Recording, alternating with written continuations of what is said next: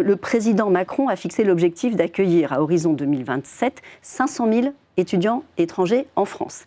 Alors cette dynamique-là, avec quelques guillemets, se poursuit d'autant plus facilement que beaucoup de pays, on a parlé de l'Angleterre à l'instant, mais c'est le cas de l'Australie, c'est le cas des États-Unis, c'est le cas des Pays-Bas, ont fait le choix aujourd'hui de restreindre de manière assez nette l'arrivée d'étudiants étrangers sur leur territoire parce qu'ils y voient, et je pense qu'il faut dire les mots, il faut mettre les mots sur les choses, des filières d'immigration légale. C'est le cas aussi en France. Des filières, c'est le cas en France. J'en veux pour preuve l'augmentation sur 5 ans des étudiants extra-communautaires issus notamment des pays du Maghreb et de l'Afrique subsaharienne. À titre d'exemple, les étudiants en provenance du Bénin ont augmenté de 106%, plus 106% en 5 ans.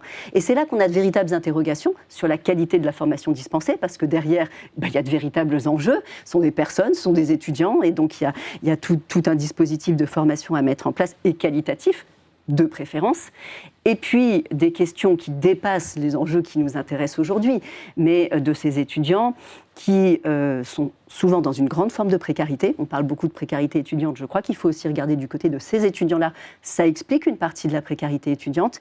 Et puis, des étudiants qui souvent ensuite restent sur le territoire français, sans droit ni titre, comme on pourrait le dire, qui viennent grossir cette immigration légale qui devient illégale et qui pose aussi un certain nombre de questions, là, de manière beaucoup plus large que celle qu'on évoque aujourd'hui.